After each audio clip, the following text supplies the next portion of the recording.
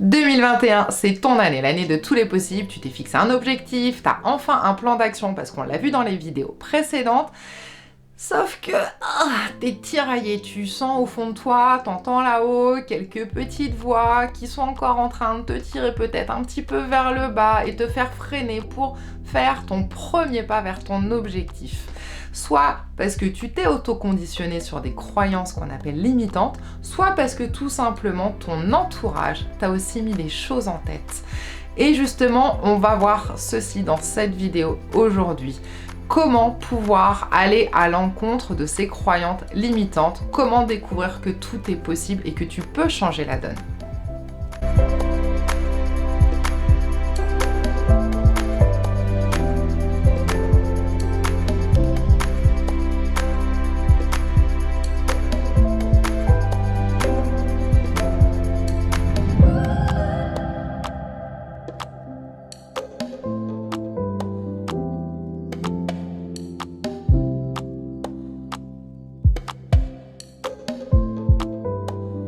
Si tu ne me connais pas, je me présente, je suis Céline, j'ai 40 ans. Ça fait 12 ans maintenant que j'accompagne les gens vers le bien-être, histoire d'être alignés un petit peu entre leur corps, leur cœur et leur esprit. Si tu regardes cette vidéo, c'est que tu fais partie un petit peu de la même société que moi, c'est-à-dire une société où on ne t'apprend pas justement à croire que tout est possible et que tout est changeable et malléable, puisque on nous conditionne et on se conditionne à avoir cette petite voix auto-saboteuse qui va nous tirer vers le bas, nous freiner à faire notre premier pas vers notre objectif en nous disant qu'on va pas y arriver, qu'on n'est pas capable, que ça va être trop dur, qu'on va souffrir. Et comme je le disais, c'est soit nous-mêmes, nous nous conditionnons à avoir ce mode de raisonnement-là, mais aussi on a toute la société autour de nous, notre entourage, qui va venir nous titiller en disant « Ah, mais t'es sûr que tu fais pas une erreur ? Ah, ça va être dur, hein !» Et qu'est-ce que ça va donner? Eh bien, ça va te tirer encore un peu plus vers le bas et c'est surtout que ça va te freiner et que tu vas procrastiner et qu'une fois de plus, effectivement, si tu suis le même modèle que tu as suivi jusque maintenant, eh bien, tu n'avanceras pas, tu n'atteindras pas ton objectif. Qu'est-ce qu'on appelle croyance limitante? C'est toute interprétation des faits, des choses que l'on a et qui vont nous limiter dans nos actions, qui ne vont pas nous pousser vers le haut, mais qui vont nous pousser vers le bas, nous tirer vers le bas. Peut-être qu'effectivement, à plusieurs reprises, tu as tenté de faire des choses et tu n'as pas réussi. Et alors, tu as fait des associations émotionnelles entre une situation lambda avec un échec et un sentiment, une émotion qui est négative. Et du coup, à force, dès que tu veux tenter quelque chose, tu as cette petite voix qui te rappelle émotionnellement « Rappelle-toi, l'autre fois, tu as raté ce que ça t'a fait, tu as eu de la douleur, donc on va pas recommencer. » Et puis, tu as peut-être sinon aussi ton entourage, une fois où tu as essayé de faire quelque chose, et puis ça n'a pas fonctionné, et là, je suis sûre que tu l'as déjà entendu. Je te l'avais bien dit. Et il n'y a rien de pire. Il n'y a rien de pire justement pour associer une douleur à un événement et en faire une vérité et te dire que tout ce que tu vas entreprendre, tu vas le rater. Eh bien sache que non, tu peux changer les choses. Parce que comme je le disais, ce sont des interprétations d'un événement. Et qu'il va falloir associer une émotion différente à ce type d'événement. Et ça, c'est valable dans n'importe quelle situation.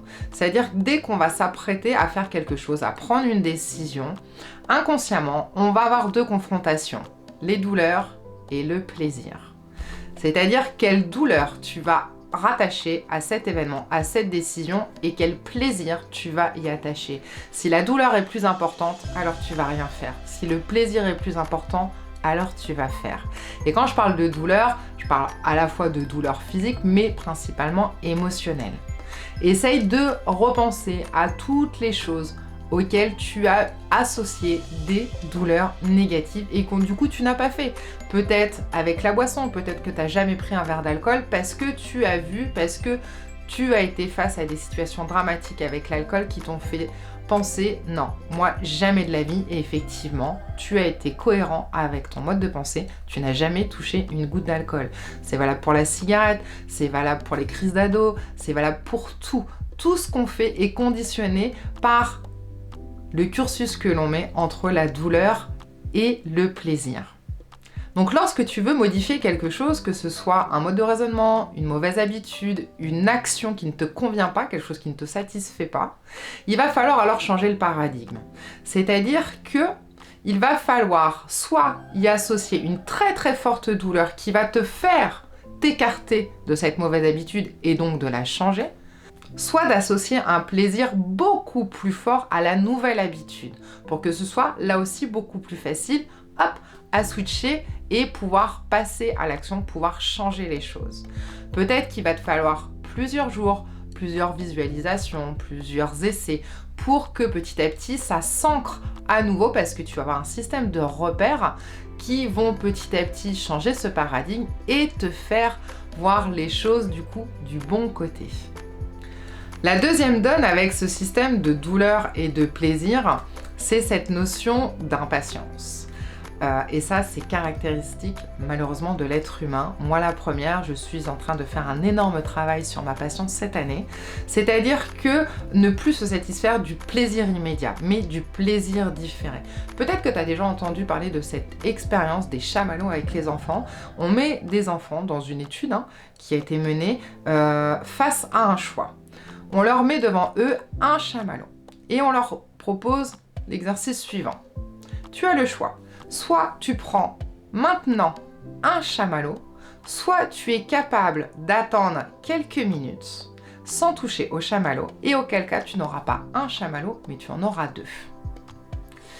Et donc on regarde quels sont les enfants qui se précipitent tout de suite sur le premier chamallow parce qu'ils préfèrent avoir un chamallow tout de suite que peut-être deux qu'ils n'auront pas. Et on fonctionne tous de cette façon-là. Si tu regardes par rapport à l'arrêt du tabac, parce que là moi je vais te parler d'un sujet qui me touche particulièrement puisque je suis fumeuse, le tabac, souvent on sait que c'est pas bon pour la santé, que ça pourrit, machin, sauf que on a associé des croyances sur le fait d'allumer sa cigarette. On l'a associé à un moment agréable, convivial, le café, le juste après le repas, c'est un moment de détente, c'est un moment qui nous permet de nous isoler un petit peu, et puis du coup finalement on rattache quelque chose de pas bon à du plaisir immédiat et on occulte les mauvaises choses, les douleurs. Et une des clés pour vraiment changer tout ça, c'est d'enlever toute cette partie plaisir immédiat, de se conditionner à envisager une douleur beaucoup plus forte, c'est-à-dire sur de la projection. Ok, si tu continues à fumer réellement, mets-toi dans la situation, visualise-toi, qu'est-ce qui va se passer dans 10 ans, tu seras où? Est-ce que tu seras sur un lit de mort? Est-ce que tu seras sous terre? Est-ce que tu auras le cancer des poumons? Ta famille, ta peau, comment ça va se passer? Et à force de réfléchir comme ça, la douleur intense, émotionnelle, parce qu'il faut, c'est pas juste le percevoir, c'est vraiment le ressentir quand on parle de douleur négative pour qu'il y ait un impact au niveau connexion neuronale et qu'on puisse changer justement cette habitude. Et à force de, la douleur sera associée à la cigarette et ça facilitera l'arrêt du tabac. Donc tout ça pour en dire quoi? Pour en dire que voilà, si tu t'es fixé un objectif qui est clair, qui est défini, qu'en plus tu as un plan d'action, la meilleure façon de pouvoir vraiment atteindre ton objectif, c'est de travailler justement toutes ces pensées limitantes sur tu n'es pas capable, tu n'y arriveras pas, ça va être trop dur. Quand tu as ton objectif final, déjà tu sais ta ligne de mire, ta direction. Tu sais pourquoi tu fais ça, parce qu'il faut que ce soit vraiment quelque chose qui te parle au fond de tes tripes, qui vont faire que tous les jours tu vas te lever et que même si c'est dur, même si ce jour-là tu n'en as peut-être pas envie, tu vas quand même le faire. Et avec un mindset, un état d'esprit qui est travaillé, qui est entraîné, qui est différent, à te dire que tout est possible, que tu es capable de, alors tu vas te donner toutes les chances pour pouvoir y arriver.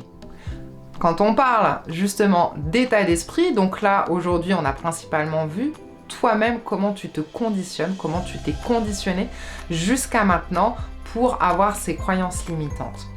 Dans la prochaine vidéo, on va aborder justement l'importance que revêt l'entourage que tu as quand tu as des ambitions, quand tu as envie de changer certaines choses.